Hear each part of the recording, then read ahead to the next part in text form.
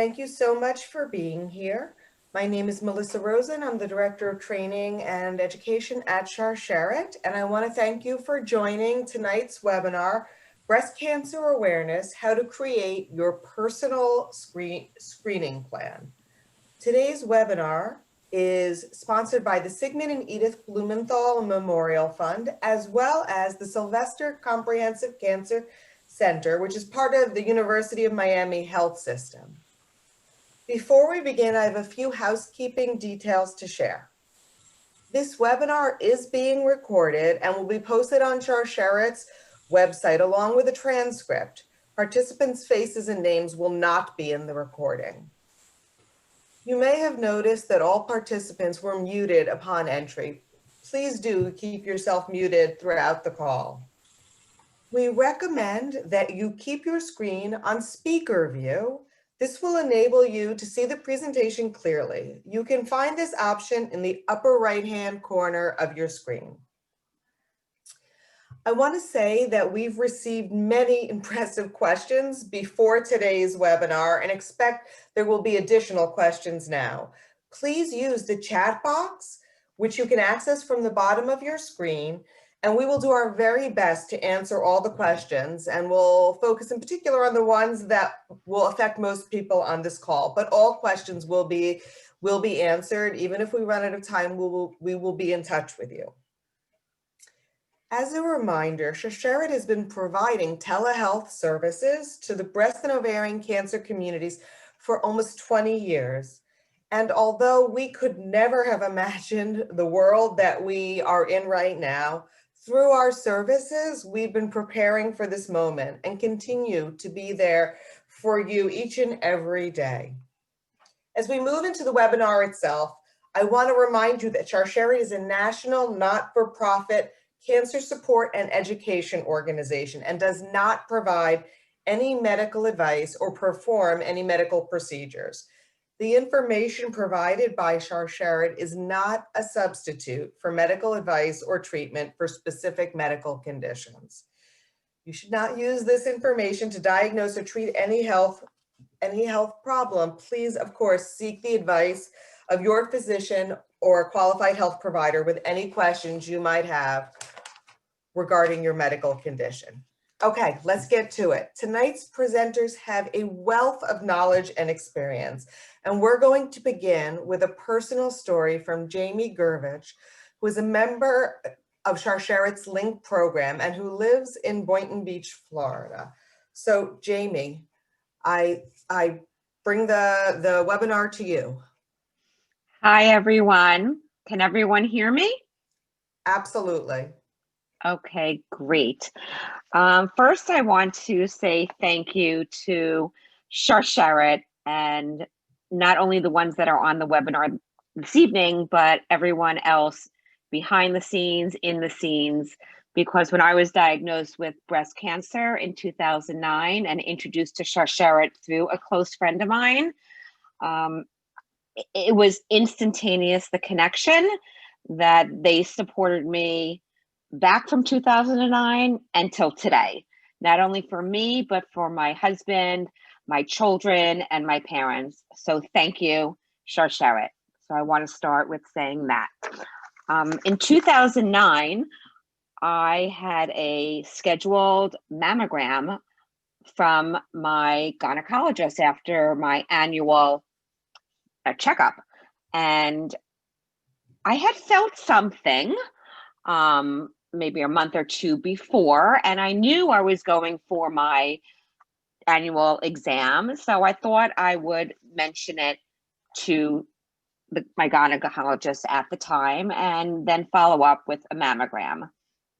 And I did, and he said, okay, you're due for your mammogram, so we'll send you for your mammogram. It's probably nothing, but we'll check it out. And he examined me in the area as well. Everything felt normal. But I did say to him at the time, I really would like to have a breast ultrasound as well. And he said, it's really not necessary because you don't have any family history. And routine is that we start with the mammogram. I said, I know this is going to sound crazy, but this is the way that my mother takes care of her breasts.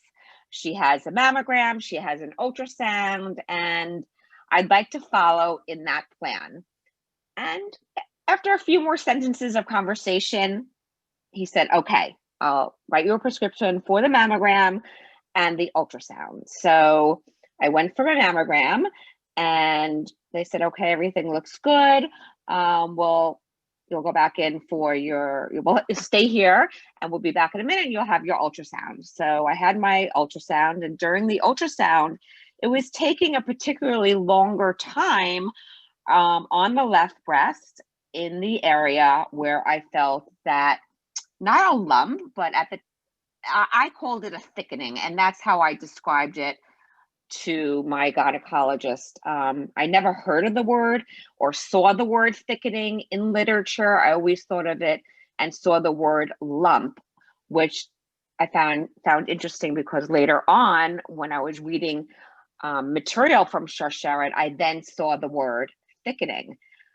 So I really wasn't in a rush to have my mammogram or call earlier to see the doctor, because it wasn't a lump in my mind. It was a thickening. And to me, that isn't breast cancer.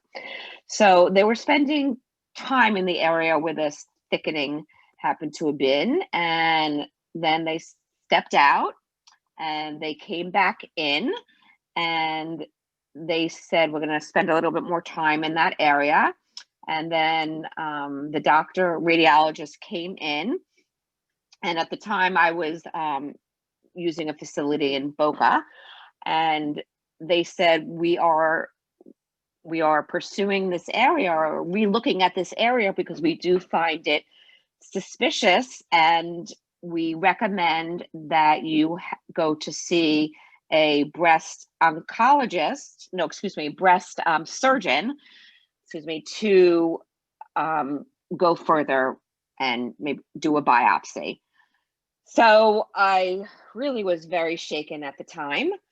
And I actually drove back to my gynecologist's office right then and there. I did not have an appointment, and I sat there until he could speak to me, and he recommended a breast surgeon in the Boca area, which I went to. And then within a matter of days, through a biopsy, it was confirmed that thickening was in fact a invasive carcinoma, a breast cancer.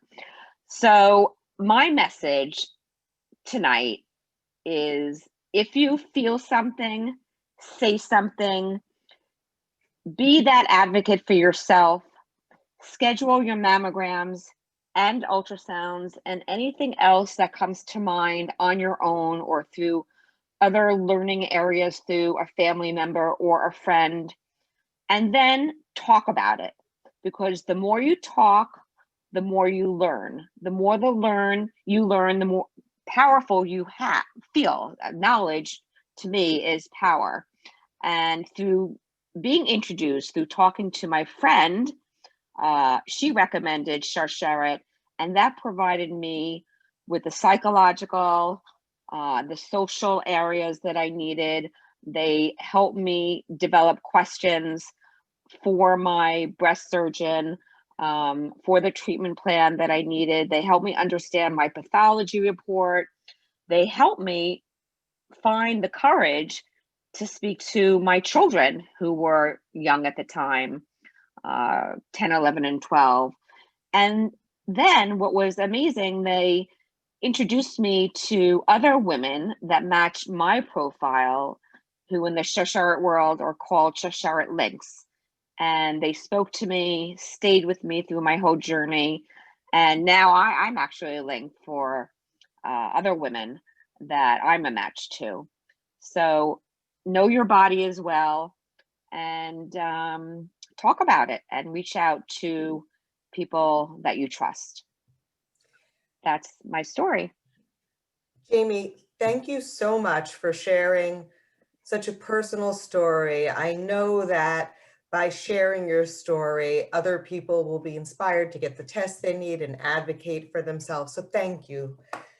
You're welcome. I want to introduce our second speaker for the evening. Dr. Elisa Krill-Jackson. Dr. Krill-Jackson is a board-certified hematologist and oncologist at Sylvester Comprehensive Cancer Center. She completed her residency and internship at Brigham and Women's Hospital in Internal Medicine, and her fellowship in medical oncology was done at Tufts. And her hematology and oncology fellowship was done at the University of Miami Jackson Memorial Hospital.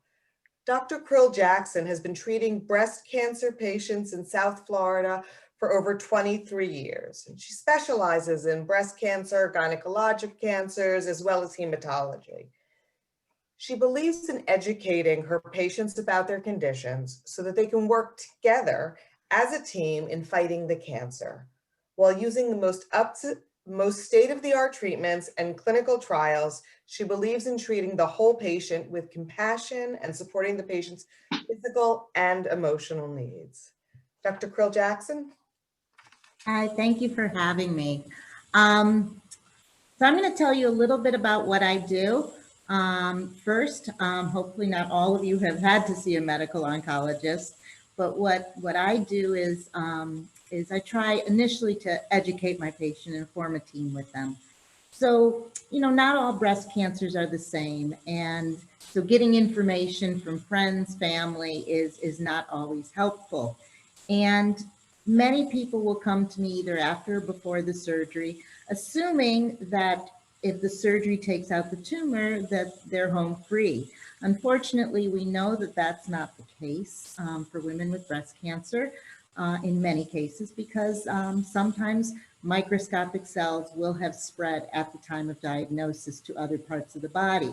If we let them grow over time to a point where you can see it or feel it in another part of your body, we cannot cure that breast cancer.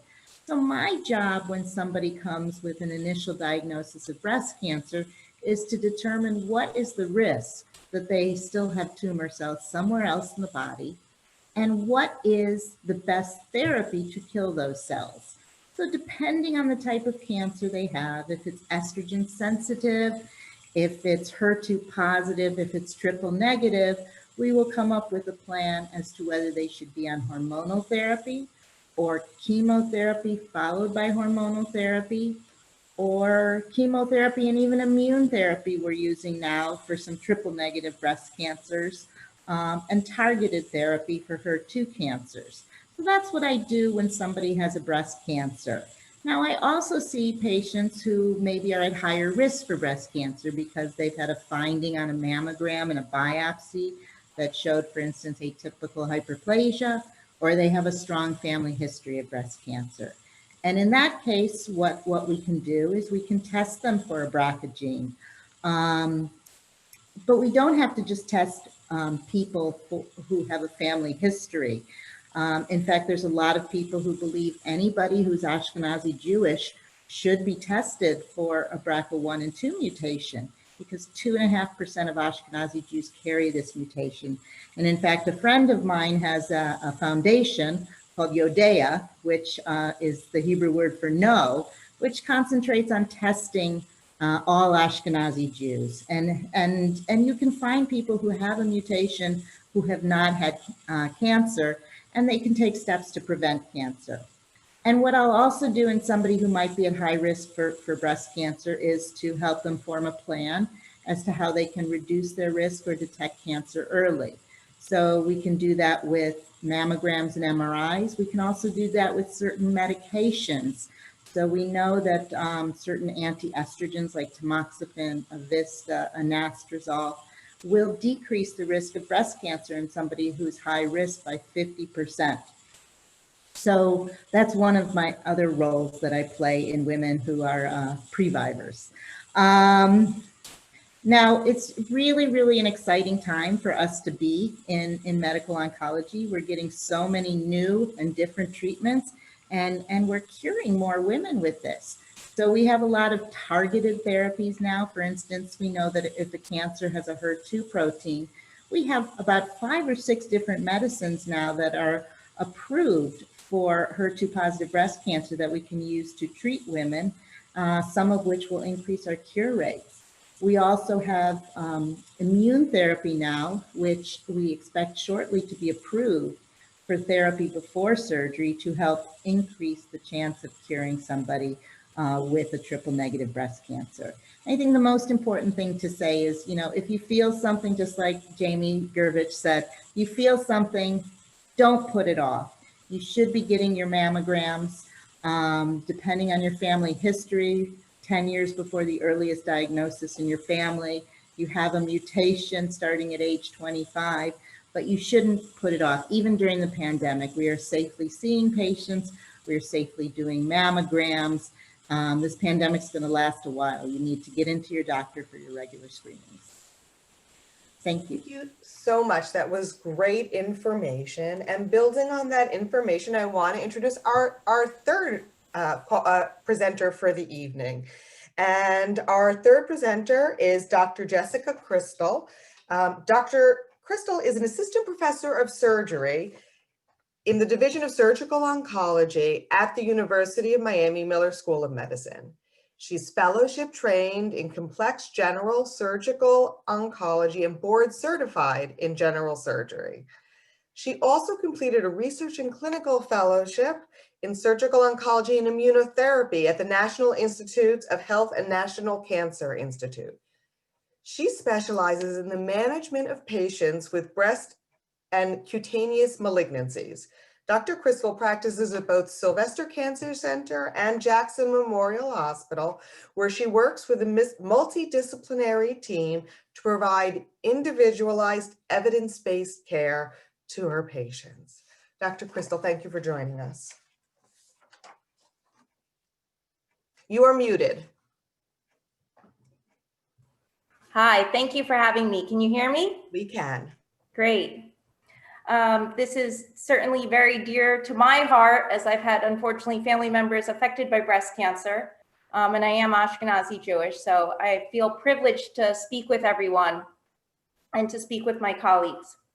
So as mentioned, I'm a surgeon at the University of Miami, and tonight I'd just like to share a little bit of information regarding what is the role of surgery in the management of breast cancer, particularly in patients with the BRCA mutation.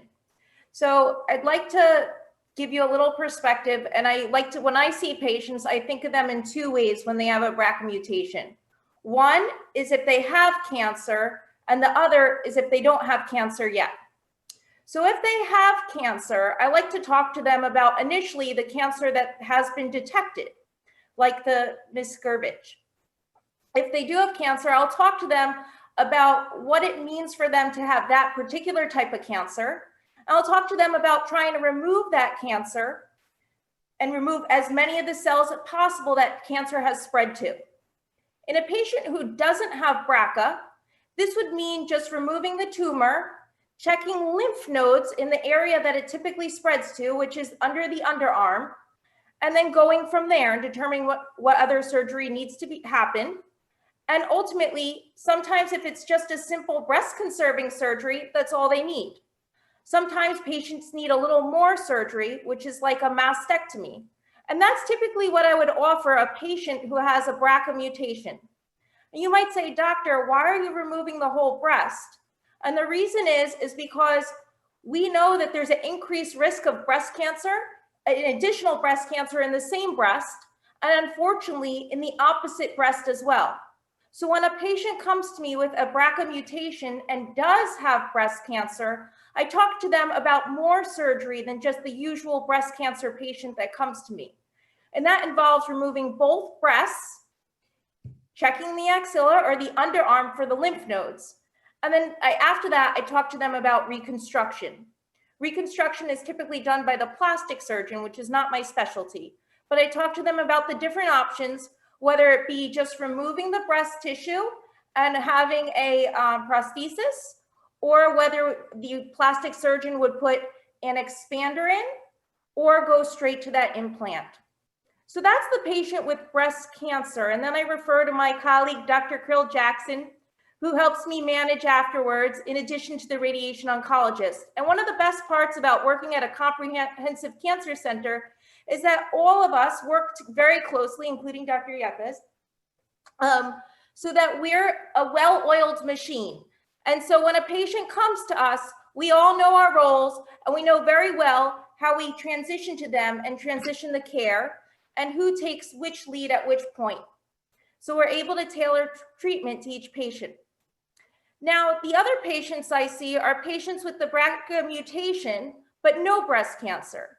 And you might say to me, well, why are we doing breast cancer or breast surgery in these patients? Women feel very strongly about having womanly figures and keeping their breasts. And what is important to remember is these are risk-reducing procedures to try to prevent you from developing a breast cancer in either breast and ultimately saving your life. So when patients like that come to me, I tell them they have two options or three options. One, potentially you could do some risk-reducing therapy. Two, you could have increased surveillance. Or three, you could have bilateral mastectomies. In that situation, we remove all the breast tissue. Sometimes you can maintain the nipple areola complex, but that would be a discussion we would have to have. When we remove all the breast tissue, you reduce your risk of having breast cancer by 90%. You say, Doc, you're a surgeon. Shouldn't you be removing all the breast tissue? And ideally we try to. However, it's a really, really fine line of where breast tissue ends and the tissue giving the blood supply to the skin starts. And so since we don't want to sit there with you under anesthesia and a microscope checking every single cell of breast there, we make our best judgments in removing as much breast tissue as we can see to hopefully eliminate that risk of you developing breast cancer. But if we did it otherwise, you would be under anesthesia, you or the person would be under anesthesia for days. The other surgeries typically involved in BRCA patients are risk-reducing salpingo-oophorectomies, or the removal of the tubes in the ovaries. These can be done together or individually, depending on somebody's decision for having children. It can vary at the time that you have it, whether you have already completed your childbearing years. Typically for BRCA1 patients, we'll talk to them about getting it around 35 to 40, and BRCA2 40 to 45, and this is associated with the risk of developing ovarian cancer. It's important to remember that ovarian cancer is pretty difficult to identify until it's too late. So that's one of the reasons why we really want to keep an eye on those ovaries when you have that BRCA mutation. There is some discussion on whether or not to perform hysterectomies at the time. It's not routinely indicated because even though there's only a very small risk of uterine cancer in people with BRCA mutants, and it's not always the case, and it can cause other morbidities. So that, in summary, is the gist of my role in the BRCA patient and patients with breast cancer. And when, heaven forbid, you ever need me, we'd be happy to walk you through your personalized treatment plan. Thank you. Thank you so much, Dr. Crystal. Before I introduce our final speaker for the night, I want to remind you that if you have any questions, this is a good time to put them into the chat because we've left a good amount of time for questions. And with that, I want to introduce Dr. Monica Ypez. Dr. Ypez is an associate professor of clinical radiology at the University of Miami Miller School of Medicine. She is a board-certified radiologist who is a fellowship trained in breast imaging at the combined Jackson Memorial University of Miami program. She has worked at the University of Miami Miller School of Medicine for the past 19 years and served as Division Director of Breast Imaging and Director of Breast Imaging Services at Sylvester Comprehensive Cancer Center since 2013. She has also served as Fellowship Director, Director of Breast MRI, and co-chair of the Radiology Research Committee. She's been a member of the American College of Radiology Appropriateness Committee, and during that time, co-authored multiple articles that establish evidence-based breast imaging guidelines. She too is passionate about patient care and minimally invasive techniques for breast biopsy and treatment and innovative imaging techniques for high-risk patients. And with that, Dr. Ypez. Please unmute. Yep. So thank you so very much for that very kind introduction. It's such a pleasure to be with all of you tonight. I've been with Shasharit before, and it's always a pleasure to speak to you. So I am the breast radiologist, and I guess it's only fitting that I'm the last person to speak to you as one of the speakers, because usually in real life, I'm probably one of the first people to speak to you. So I have the unfortunate task of walking you through that very first diagnosis.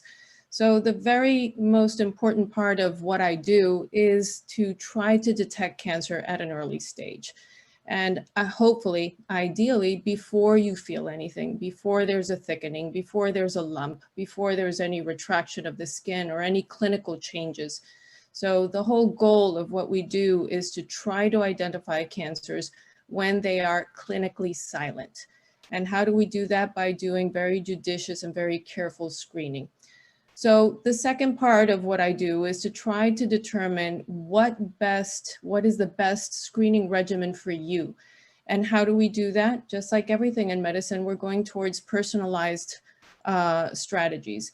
And we try to accomplish that by first trying to identify your risk factors. And that's why when you come into a good screening facility, you should be asked a number of questions, which entail what kinds of biopsies you've had in the past, if you've had hormone treatments in the past, and what your family history is. So as you all know, it's not just a matter of family of breast cancer history, but other cancers as well. We ask about ovarian cancers. We ask about pancreatic cancers, melanomas, prostate cancers in the males in the family, because that, as we've discussed previously, helps us determine whether you might be at risk of having some type of genetic mutation, because we know that all these cancers come in clusters in the family. So that's the first thing. We try to establish what your risk factors are. Second, once we do your first mammogram, we try to determine what kind of breast tissue you have. Do you have fatty tissue or do you have dense tissue? So breasts on a mammogram are made up of essentially those two types of tissue. And the difficulty with dense tissue means that when we do your mammogram looks very white. And unfortunately, cancers on your mammogram are white as well. So finding a white cancer on a white mammogram is extremely difficult. And that's why we sometimes have to pull out some more tools from our toolbox to try to find a small cancer. And that's when we may try to use an ultrasound or use some contrast enhanced studies, which we can talk about in a minute. So we try to determine which is the best type of screening for you based on all of these characteristics. And not only which tools we'll use, but when we should use them. So when we determine that someone is at high risk, for example, there's a family history, as Dr. Krill mentioned, if there are first-degree relatives with breast cancer who were diagnosed at premenopausal age before the age of 50, then we recommend the daughter, the sister, et cetera, to begin screening 10 years prior to the diagnosis in that first-degree relative. So for example, if mom was diagnosed at 45, then daughter should begin screening at age 35, okay? When we identify that there is a genetic mutation, then we recommend beginning even earlier. So screening should begin at age 25 with MRI and annually, and then we should begin with mammograms as sometimes we have to begin very early at 25 as well, but we tend to try to postpone until 30. So no later than 30 and with MRIs every year. And what we recommend is staggering them. What does that mean? So for example, if I get my mammograms done in January, I should get my MRIs done in June. And that way I'm doing one test or the other every 6 months. Now, speaking of mammograms, before I forget, it's important that you try to request having tomosynthesis with your mammogram. Tomosynthesis or 3D mammography is a mammogram that instead of just performing 2 views of the breast, performs multiple low-dose views through each of the breast, and it reconstructs the breast in very, very tiny slices. And what that does is it allows us to see through that dense tissue much more accurately than when we don't have that tomosynthesis. And not only, it's kind of a win-win situation, because not only does it allow us to see smaller cancers and difficult cancers, but it also increases our accuracy by removing some of the things that cause errors, false positive findings. So sometimes we see things that are normal tissue and we think they're cancer, but with the tomosynthesis, we can kind of discern that a little bit better. So in a nutshell, that's what we do in terms of screening. One other tool that we can use, especially for patients that are not at such a high risk that they require MRI, but are not at average risk, is that we can use contrast enhanced mammography. And so that's a relatively new tool that we're using and that we have at Sylvester. And it's a mammogram with contrast, which is a contrast that's different than the one that we use for MRI. The one that we use for MRI is gadolinium, and the one that we use for this is iodine. So sometimes patients may have contraindications for one or the other, and so we have that other modality that we can use. So once we've identified a cancer, we have to determine how we're going to biopsy that cancer. So ideally, you want the radiologist to do that biopsy because we do the biopsies with a small needle, and we want to remove the least amount of tissue that we need to get to that diagnosis. And we're going to try to do it using one of the modalities that we see the cancer on, whether it's ultrasound, whether it's mammography, or whether it's MRI. So we're going to guide our biopsies to ensure that we get a very accurate diagnosis, because that is what's going to be used by Dr. Krill and by Dr. Crystal to determine what is the best way to treat that cancer. Do we need to do chemotherapy first because it's an aggressive type of cancer, or do we do surgery first because the patient will be better off with surgery and maybe having chemotherapy afterwards?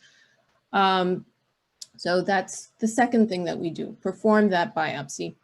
And then once we know that the patient has cancer, we have to stage that cancer. And what does that mean? We have to identify the extent of the disease. Is it limited to one area of the breast so that Dr. Crystal can do just a lumpectomy, or has it spread to other areas of the breast so that she needs to do a mastectomy? Has it spread to the lymph nodes? Sometimes it's helpful to know that in advance so that we can determine whether that patient might benefit from chemotherapy before surgery, or whether she needs a more extensive surgery in the axilla.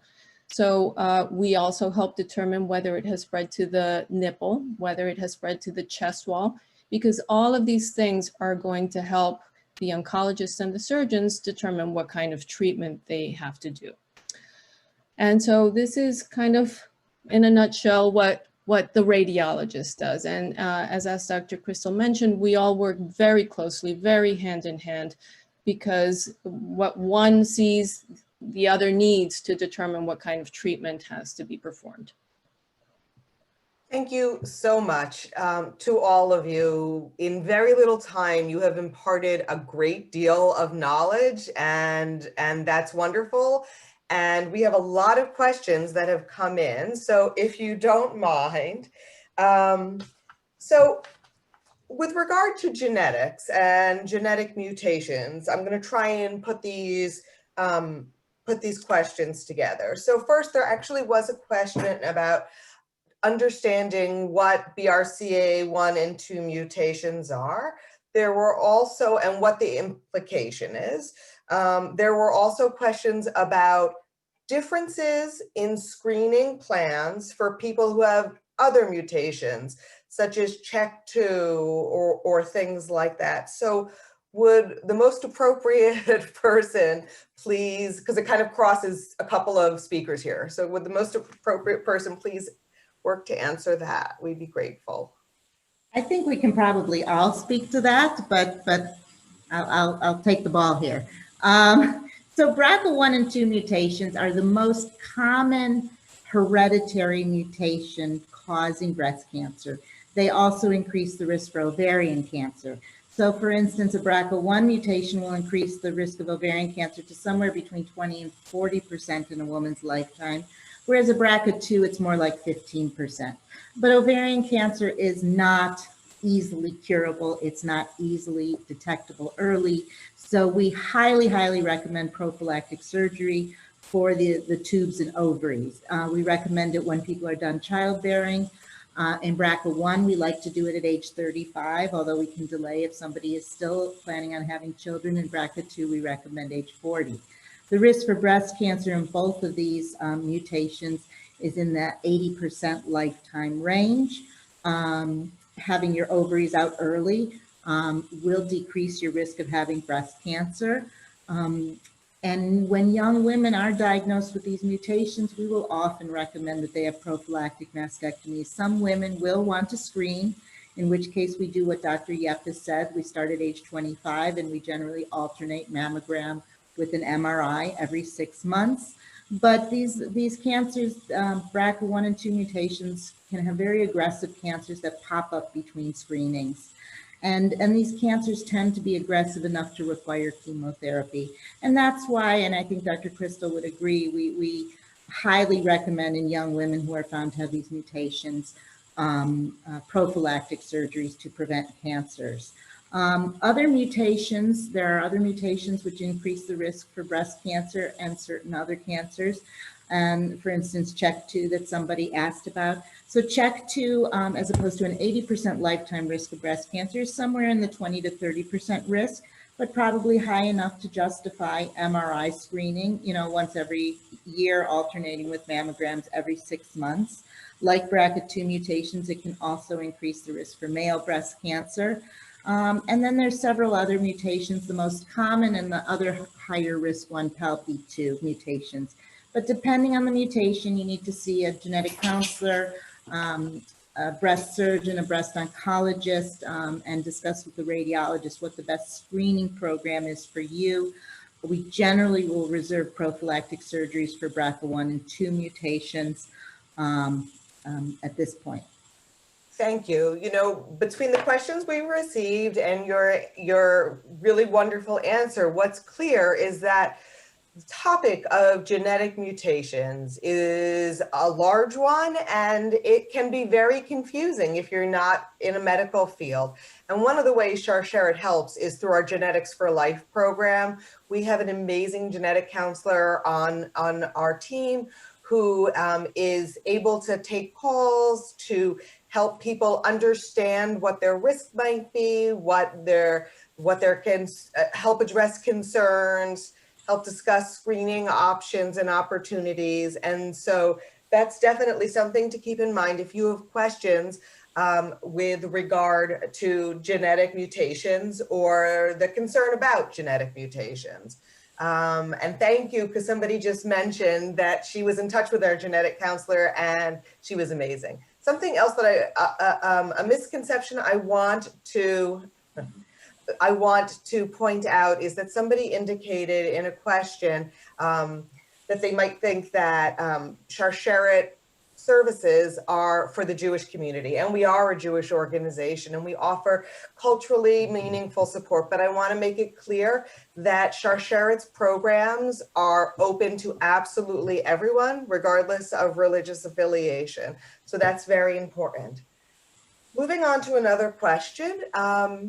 We've spent a lot of time talking about people who are high risk, but for the average woman who has done her research, she knows what her family's cancer history is, she knows about her own personal health history, she's had a conversation with her gynecologist about risk, and she just needs her regular screenings because the vast majority of diagnoses are not related to mutations. So Dr. Ypez, can you talk about what an average person without any known risk factors should be doing in terms of creating a screening plan? Perfect. So that's a great question. So just to kind of put things into perspective, we consider high risk needing MRI someone who has a greater than 20% lifetime risk of having breast cancer, which means that the average risk is somewhere in between 12 to 15%, right? So that's the person who has no first degree relatives, no early breast cancers in their family. So the recommendation is simple. Start at 40 and every year. It's the clearest guideline of all. It has been very controversial because unfortunately controversial things hit the headlines. So you've probably heard in the news 100 times that the USPSTF says we should start screening at 50 and every 2 years. So as not to get political, but here's the deal. So all of the randomized control trials have shown without any doubt that beginning as early as age 40 saves more lives, and that you save more lives and more consistently when you do it annually. Okay, so starting at 40 annually, very simple. We can start at 50 and every 2 years, but what happens? We're going to miss 12% of breast cancers that occur between ages 40 and 50. And we're going to miss 17, and there are 17% of all breast cancer deaths occur between ages 40 and 50. So we do need to start at age 40 on those patients who have average risk. Okay. And mammogram, yearly mammogram, and if they have dense breast tissue, we may consider adding that ultrasound. Now, the advantage of the ultrasound is that it can pick up. So on average, when we do screening mammography on an average risk patient who has no symptoms, now remember, this is without symptoms. If there are symptoms, that's a different story. That's not considered a screening mammogram. So for screening mammograms, we should be picking up around 3 to 7 cancers per every 1,000 women screened. When we add ultrasound to that, we add another 3 to 7 cancers, okay? But only if they have dense breast tissue. And this is where it's important to clarify. Patients who do not have dense breast tissue do not benefit from an ultrasound, because if anything, that ultrasound makes us do more unnecessary biopsies. Okay, so that's an important thing. Thank you. Any advice from any of you for women who want to have that screening mammogram at 40, but are getting pushback from their insurance companies? So theoretically, in the United States at this point in time, you should not. You should be able to get your mammogram beginning at age 40. Okay. We hope that moving forward, these recommendations from the USPSTF, which is the United States Preventive Services Task Force, don't influence Medicare and start causing trouble with that.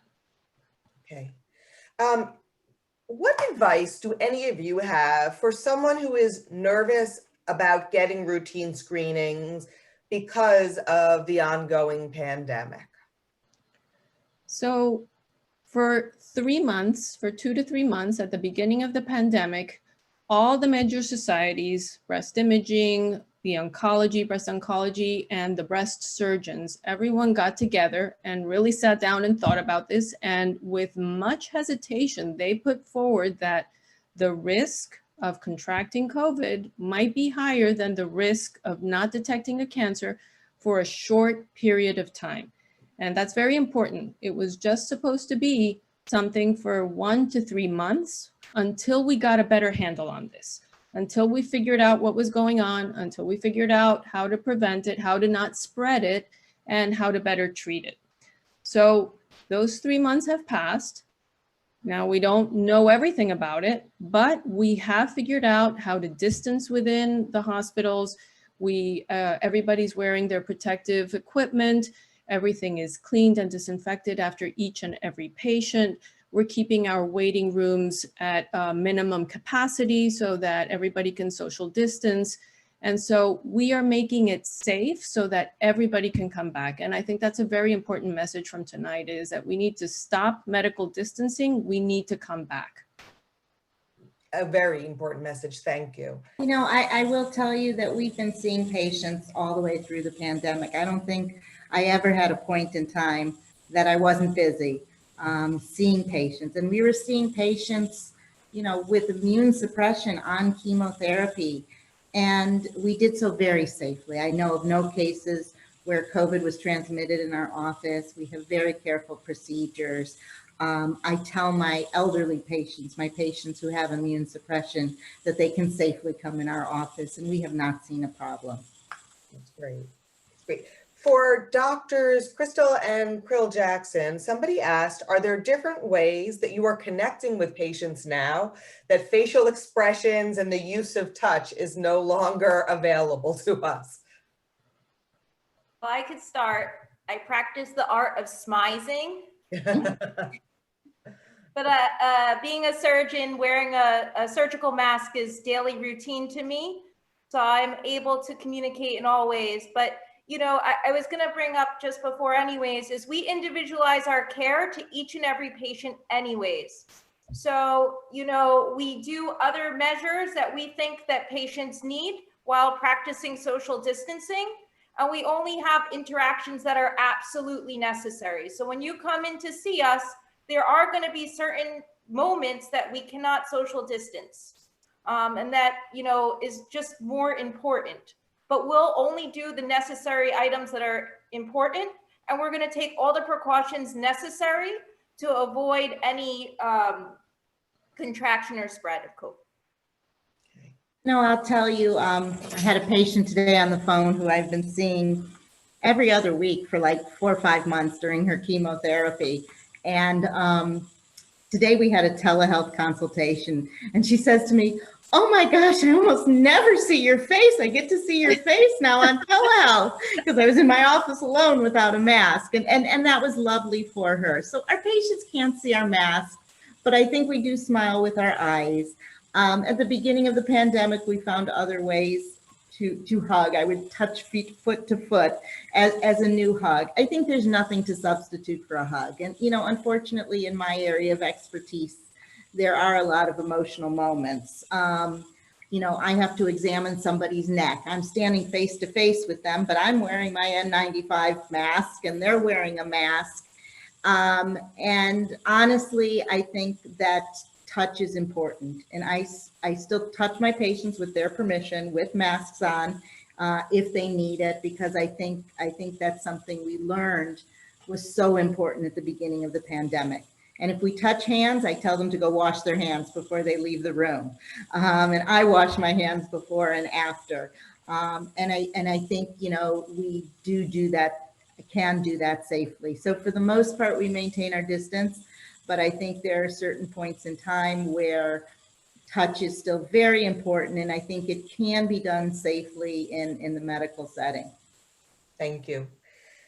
I have a couple of specific medical questions that we received. Somebody asked if Vista is indicated for a postmenopausal woman with a BRCA2 mutation. I think Vista is a great drug for that. So, we have a number of different drugs that will decrease your risk for breast cancer. And in a BRCA2 population, not necessarily BRCA1, but in BRCA2 population, Vista should do a good job reducing risk. Again, it will not eliminate risk. And an interval cancer that pops up between screenings still may need chemotherapy, but Vista is a great drug because it helps bone density at the same time as it reduces risk of breast cancer by about 50%. It doesn't have terrible side effects. It slightly increases the risk of blood clots in the legs, just like birth control.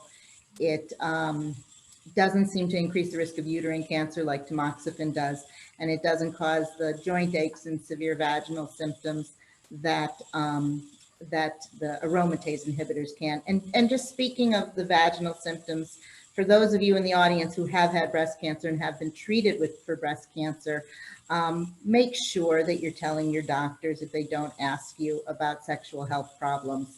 I think a lot of people are hesitant to bring that up. I try to ask all my patients about it. It's a sensitive topic and people are hesitant to bring it up. And there's a lot of things we can do either hormonally or non-hormonally. Even in some patients who've had breast cancer, sometimes we can use a slight amount of vaginal hormones, but there's lots of non-hormonal ways of improving this. And one of our colleagues is starting a sexual health clinic for survivors of gynecologic and breast cancers at the University of Miami. So lots of new and exciting things for us here. Amazing. So I'm going to ask one other similar question, but I'm going to remind everyone on the call that these aren't specific prescriptions for your own particular situation and that you have to talk to your own doctor. But another question was, is radiation and tamoxifen sufficient for a DCIS diagnosis with no lymph node involvement for a person who is mutation negative and HER2 negative?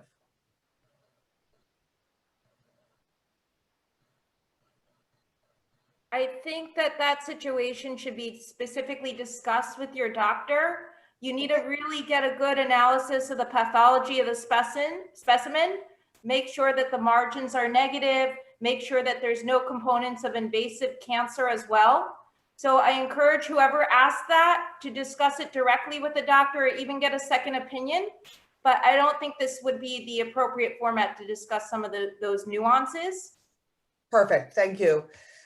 Okay, so there were a lot of questions, and this is the last group of questions, but there were a lot of questions about definitions and one treatment or screening versus another. Somebody just asked, could you explain margins?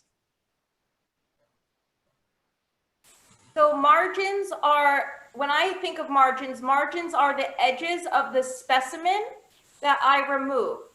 So typically, if I'm doing a breast conserving surgery, which could also be called a partial mastectomy or a lumpectomy, I'm looking at the amount of tissue around whatever I removed. Maybe it's a breast cancer or DCIS or some other unusual lesion. And the pathologist, another team member, will look at the areas around the tissue under a microscope and make sure there's no abnormal cells, particularly cancer. If there are abnormal cells there, then the margin may not be clear. This is the principle that exists not just in breast conserving surgery, it also exists in mastectomy. It's a similar principle for the whole breast. In addition, it's the principle that we use in all cancer surgeries. And the amount of area from where the cancer ends to normal tissue, the amount that's acceptable oncologically varies depending on the type of cancer as well. So not all cancers are made the same. And that's important to remember. Thank you. Sure. Dr. Ypez, a couple of questions about screening technologies. So one of them is somebody asked that she believes she's learned that small specialized MRIs are a better option than mammograms in locating new cancers. And so can you discuss the difference between technologies? We heard from Jamie earlier that she was able to convince her doctor to give her a prescription, not just for a mammogram, but for a sonogram. But can somebody ask for an MRI if they feel more comfortable with that? So by small mammogram, a small MRI, I presume they're talking about abbreviated MRI? Is that what? So MRI is a very long examination. If you do all the sequences that we traditionally do, it takes about 30 to 40 minutes, okay? About 30 minutes. And so there are some new trials looking at a much shorter version of that. And it's called an abbreviated MRI, which can take 5 up to 10 minutes. And so what we're finding is that those abbreviated MRIs have as much information as the full MRI as a screening tool. And so that's why certain patients who are at high risk might benefit from that abbreviated MRI. And what the future might hold is that abbreviated MRIs might even be better than mammograms. But I say that as future because we still have to see a lot of evidence for that. Now, no matter how small that MRI is, it still requires contrast enhancement. Okay, so you have to be given contrast. You still have to go into that MRI tunnel, okay, and it still causes claustrophobia. So it has some limitations and some people may have contraindications to it. But we suspect that in the future, it might be a very, very, very valuable part of most screening protocols. So it's not widely available yet. And the problem is that ideally, because it's shorter, it should cost less than a full MRI. And we still have to work on that part of the equation of being able to charge less for it. So sometimes it boils down to economics.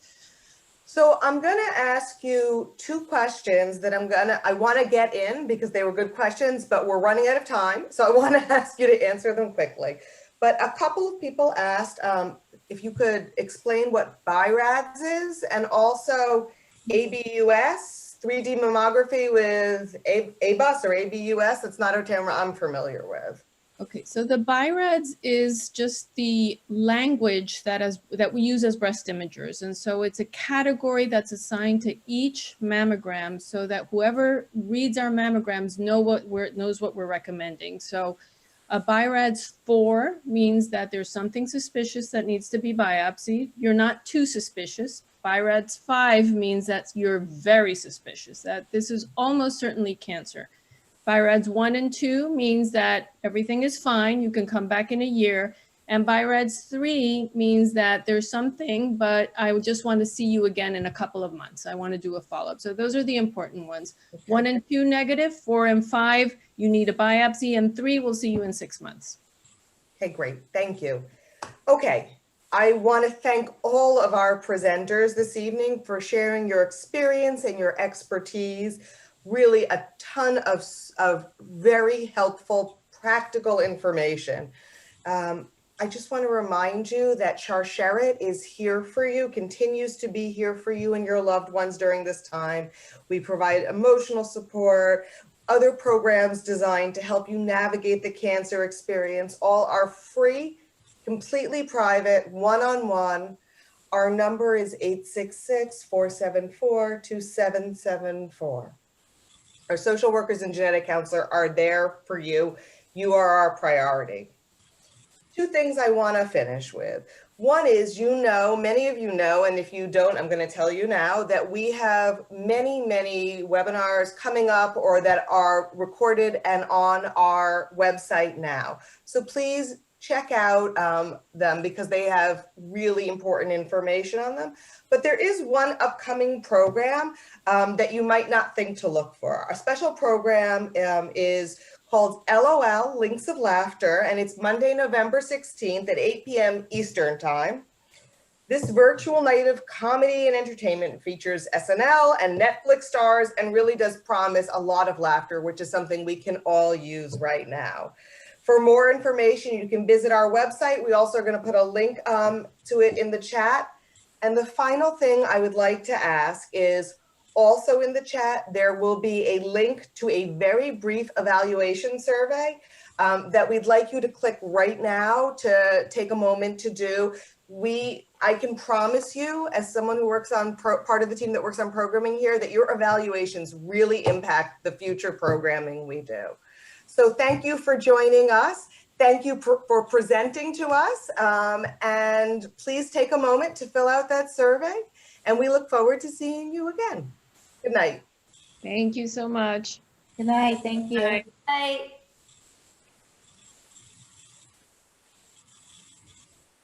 Good night. Good night.